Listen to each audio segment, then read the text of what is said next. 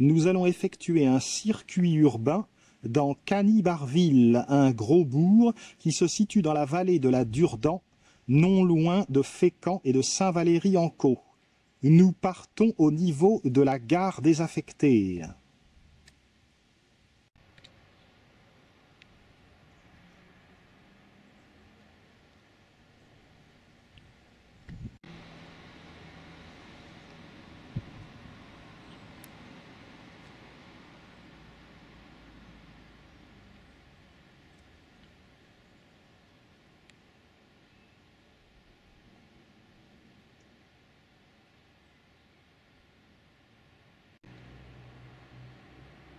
Cela doit faire un bail que la gare est désaffectée.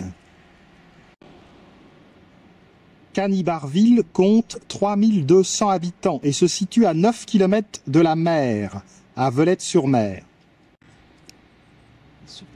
Les retraités coulent paisiblement leurs jours à Cany-Barville.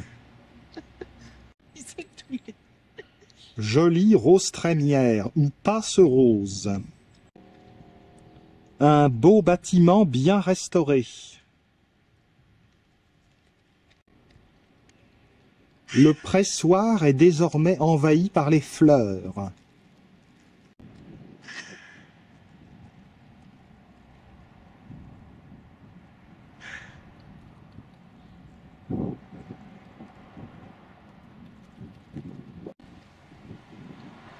Un appareillage pédagogique parsème la ville et permet d'avoir des informations utiles sur les différents bâtiments.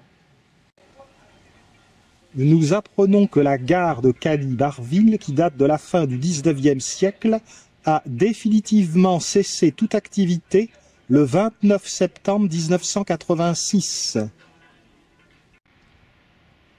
De ce côté se trouve la salle du bailliage de Caux, qui a été construite dans les années 1780. C'est ici que se rendaient les décisions de justice, le bailli étant l'officier du roi remplissant cette fonction. La salle du bailliage de Caux est soigneusement entretenue.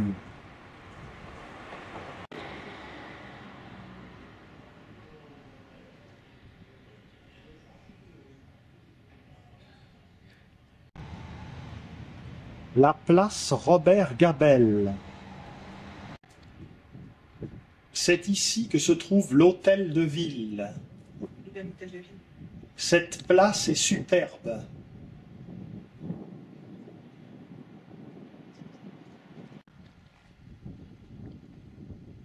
Elle est bien fleurie et possède beaucoup d'attrait.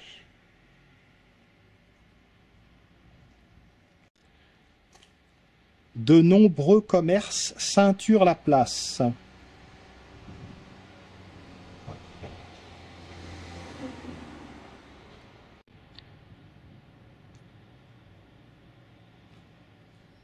Ce sont vraiment des fleurs de taille supérieure.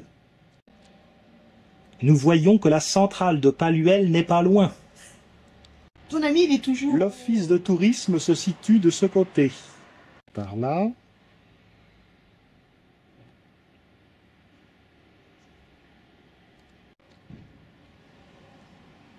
Cana.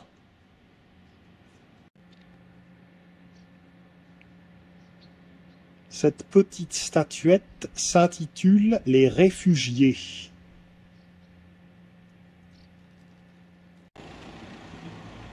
Il s'agit de réfugiés belges flamands accueillis ici pendant la Première Guerre mondiale.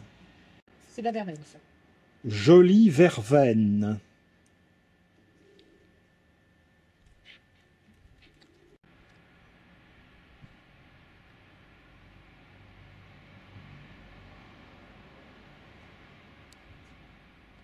Il ne nous est pas indiqué qui était ce fameux Robert Gabelle qui donne son nom à la place.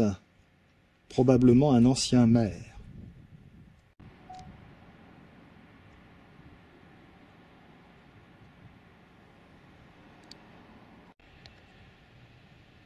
Début septembre, il y a encore beaucoup de grappes de fleurs. Ça semble petit.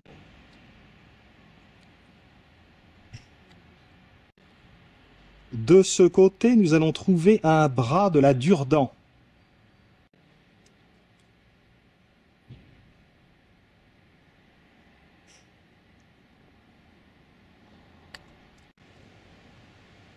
Habitat ancien.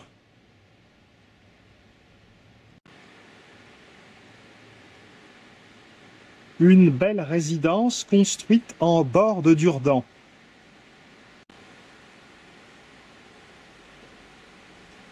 La Durdan est une rivière courte, un fleuve plutôt, au débit très rapide.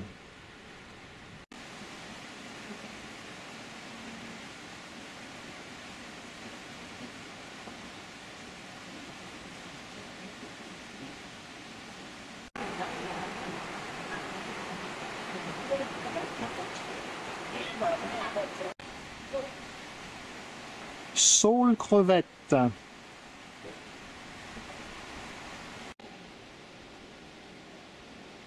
De ce côté, ce n'est pas ultra moderne. Franchissement piscicole. Il a été établi à la fin de 2016. La Durdan est une rivière où l'on pêche beaucoup.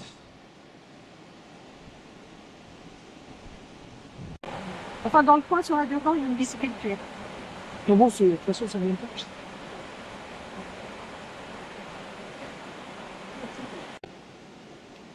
De ce côté, c'est la direction de Vitefleur, puis de l'estuaire à Volette-sur-Mer.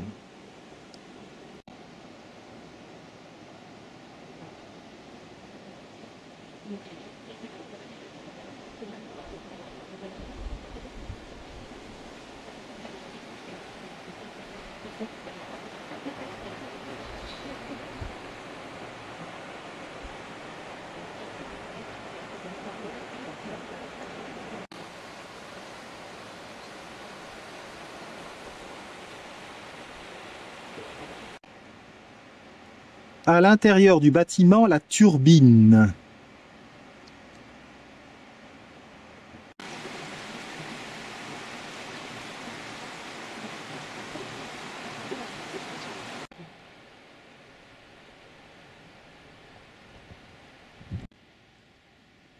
Bouquet de valériane pour bien dormir la nuit. La résidence moderne des marronniers est ornée d'agréables bordures.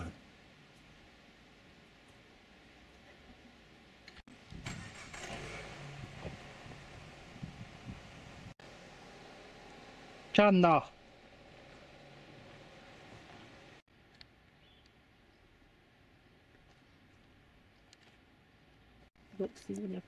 Une année à poire. Et un mur. Parce que moi, j'ai amené ma boîte. La rue principale qui mène à Saint-Valery-en-Caux.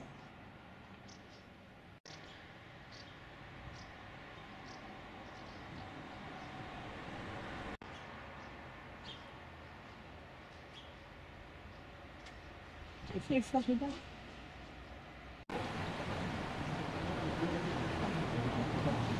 Cet endroit s'appelle les Moulins du Luxembourg. C'est l'endroit précis où la Durdan se divise en deux bras. Il y avait des moulins construits en 1305 à un endroit propriété du marquis de Cany, marquis de Montmorency-Luxembourg. La glycine grimpe à l'assaut de la façade.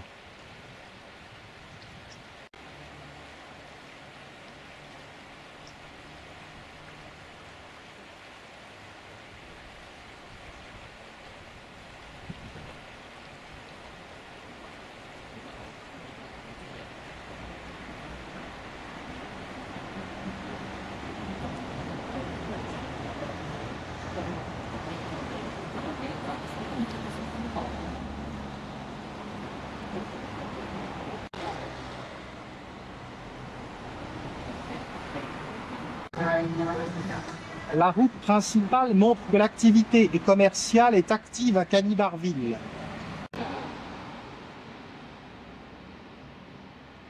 Le théâtre. Ça fait très vieille France.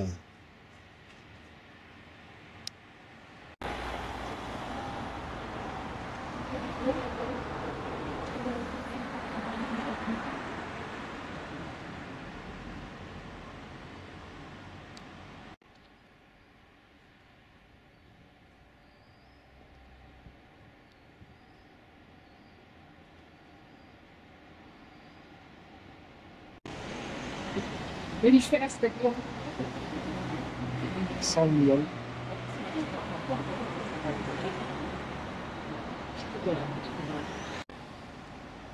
Jolie lucarne. La poste ultramoderne de Cany-Barville. La Grande Route était une portion de l'ancienne route nationale qui reliait Le Havre à Lille.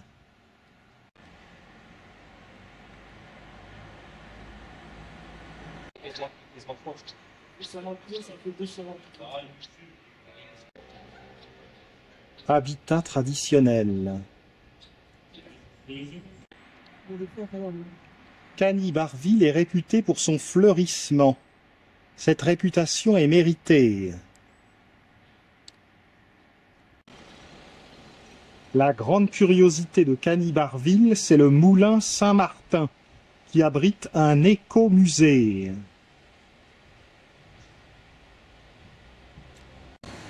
Il y a une belle tour.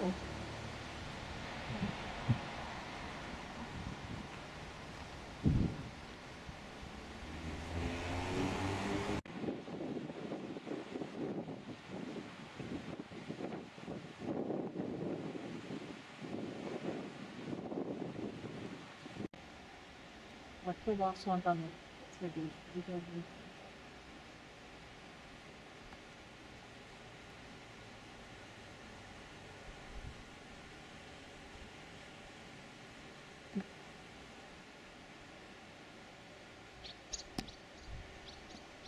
Très belle façade, très belle maison. Mais le musée est souvent fermé. Un charmant petit site, qui le serait encore davantage avec la complicité du soleil. Un puits de fleurs.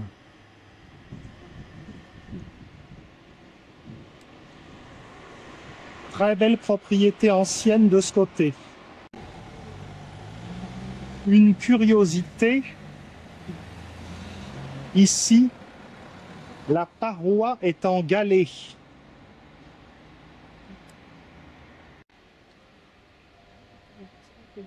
Cléum. Ah oui, non, vous avez...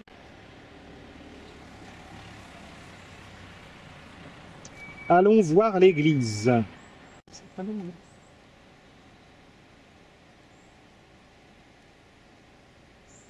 Superbe maison.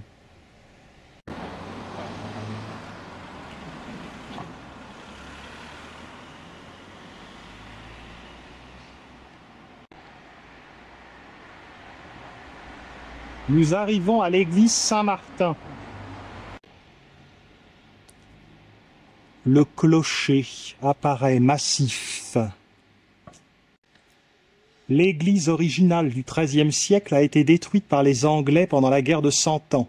Celle-ci a été rebâtie au XVIe siècle. Quant à la porte, elle a été construite en 1882. Les quadrilobes représentent la vie de Saint-Martin.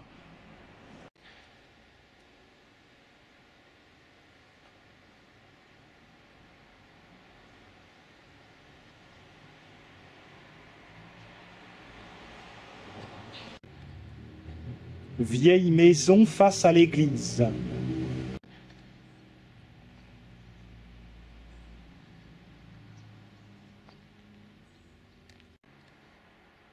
Le clocher comportait 3 cloches. Détail étrange, l'une s'est brisée en sonnant l'armistice de novembre 1918 Et une autre encore s'est brisée en sonnant la Libération, en 1944. Elles ont été remplacées depuis.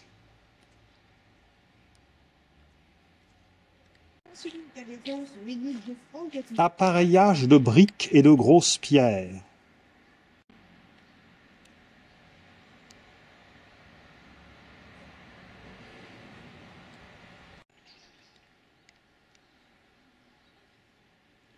Église Saint-Martin de Cany-Barville.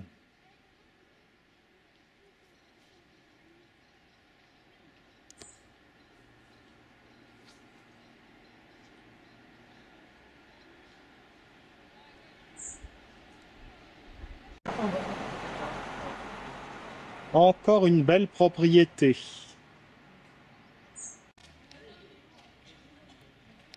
Cany-Barville est surmonté par un éperon forestier.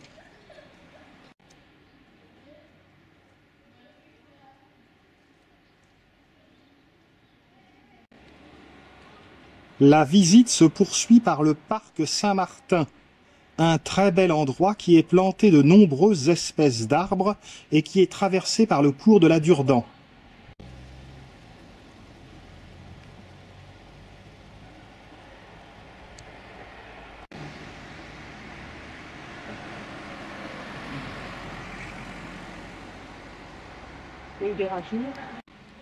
L'entrée du parc.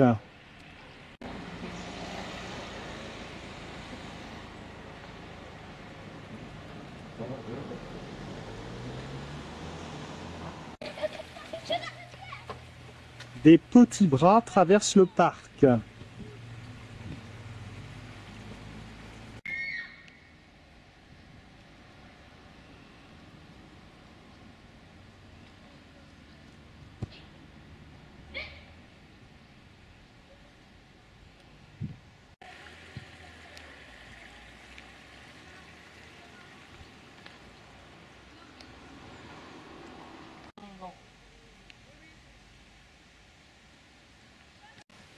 Encore c'est belle. Séquoia géant.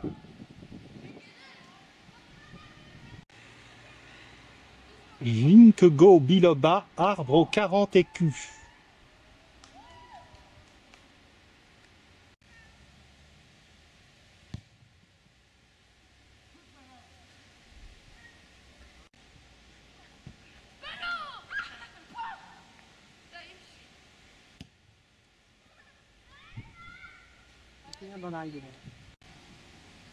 Buisson de houx.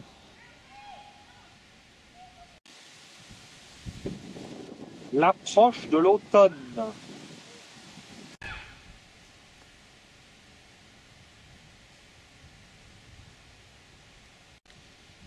Les feuilles de ginkgo partent dans la Durdan.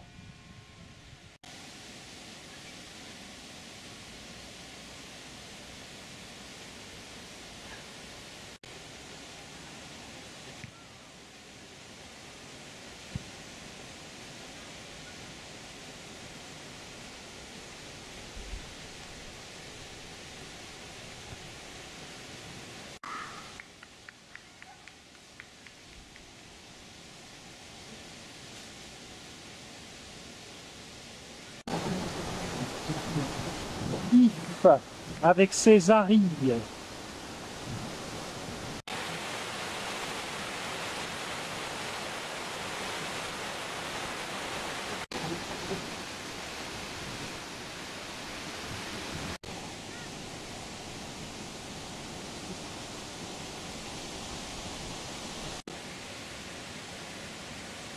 Verveine.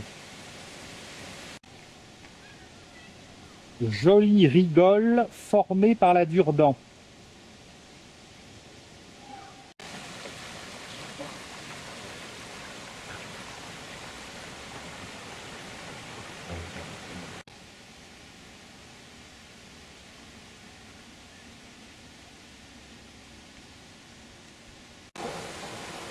Les eaux de la Durdan sont très claires, mais nous n'apercevons pas de poissons.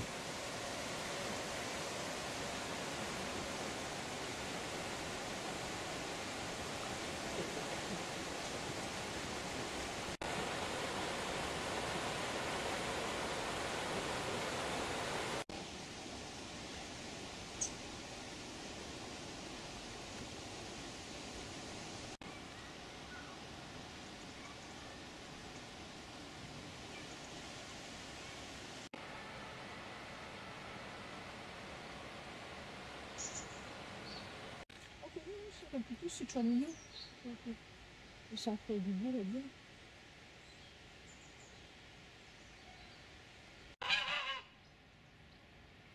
Quelques oies vont-elles nous faire bon accueil?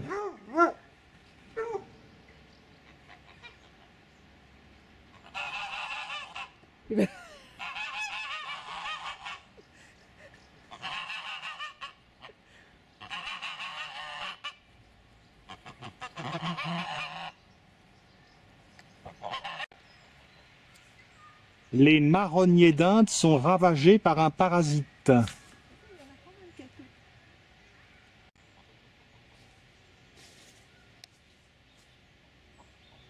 Lire.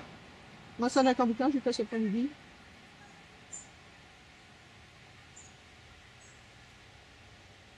Oh, oui, par contre, c'est pas comment. Je vais faire là.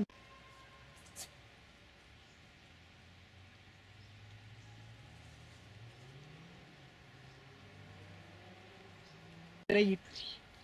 Un petit coin pour Claude Monet. Et en plus, moi, j'en ai plein de peinture à la maison, si je garde. Les poneys ou les canards. Le parc Saint-Martin est bien plaisant à Cany-Barville.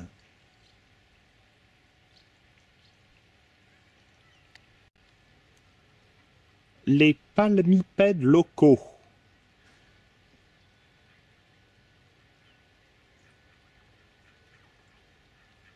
Ils viennent nous saluer et nous avons oublié le pain dur.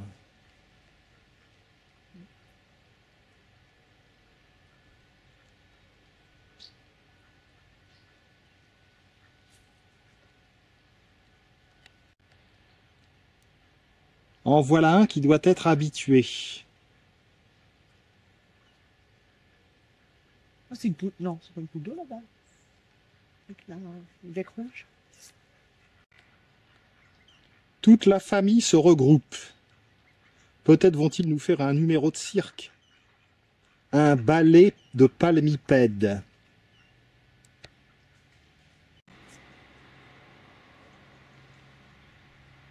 La Durdan et ses beaux reflets. Voilà, c'est celui-là. Les cerfs du parc sont derrière la haie. C'est beau.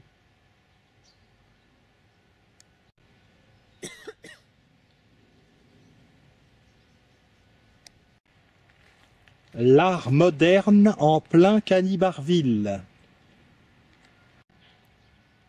Magnolia, défleurie à cette époque. Et ici encore un ginkgo biloba. T'as vu les chardons comme ça beau?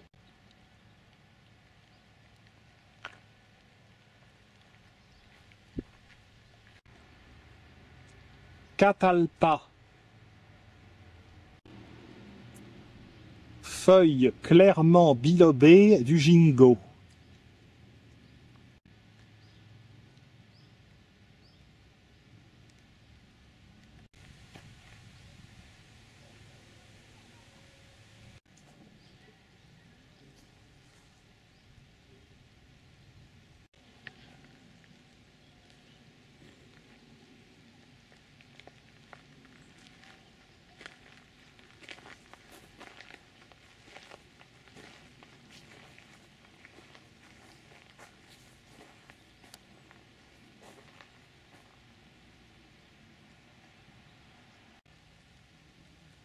Voilà qui contraste avec la verdure.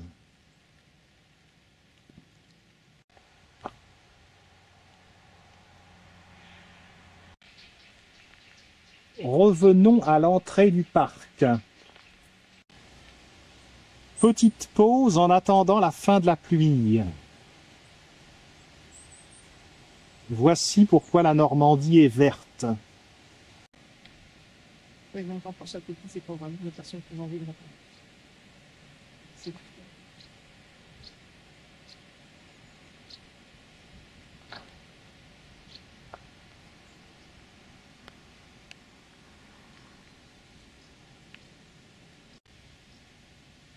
Jolie Mais à Paris- dahlia. À Paris, t'es logé.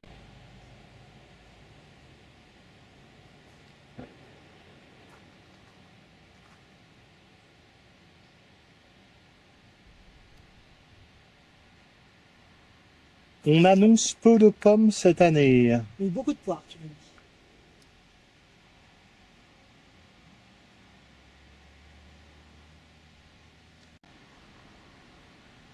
Le beau ginkgo biloba de tout à l'heure, à côté du séquoia.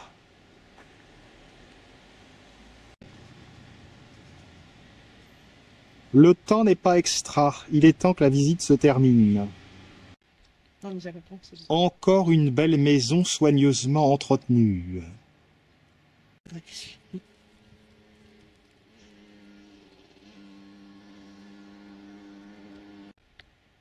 Ginkgo. Ce petit square situé à côté de l'école Louis Bouillet comporte une statue de cet homme du XIXe siècle. Louis Bouillet était ami de Gustave Flaubert, il en a d'ailleurs un peu l'aspect. Louis Bouillet, 1821-1869, est né à Cany-Barville. Grâce à lui, Gustave Flaubert a écrit Madame Bovary. Louis Bouillet était poète.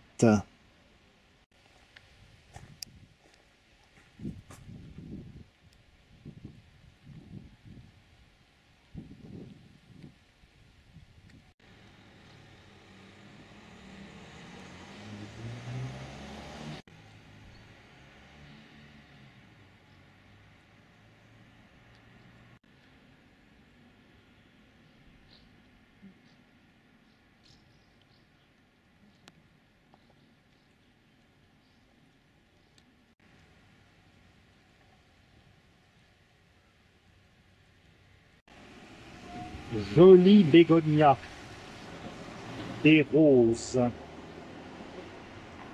et pélargonium.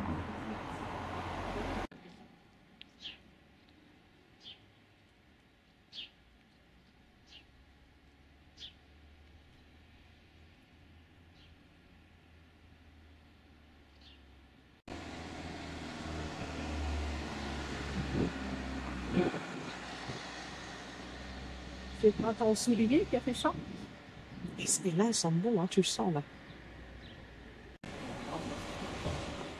Revenons vers la rue commerçante, par la rue de la Filature. Joli petit auvent avec son cortège de verdure.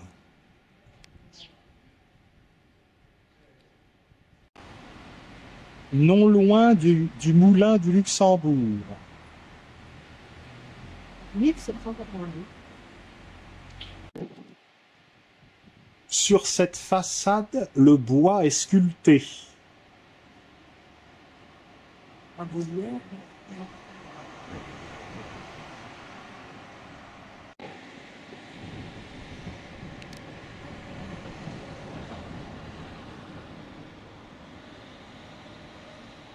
Une France 19e, 20e siècle. Cela fleure bon les aventures d'Arsène Lupin.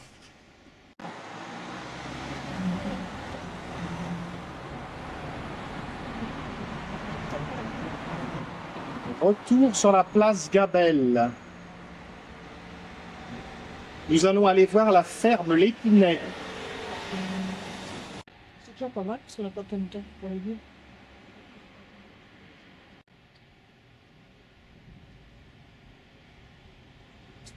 Et c'est dans les flots. Le café de l'hôtel de ville. Si la balade s'est faite sous un ciel gris, les coloris des fleurs nous auront consolés. Le bâtiment de la ferme L'Épinay.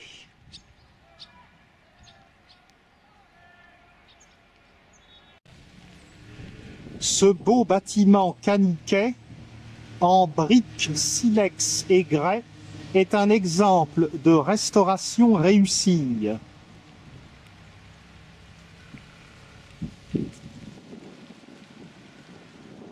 Les dépendances accueillent la bibliothèque municipale.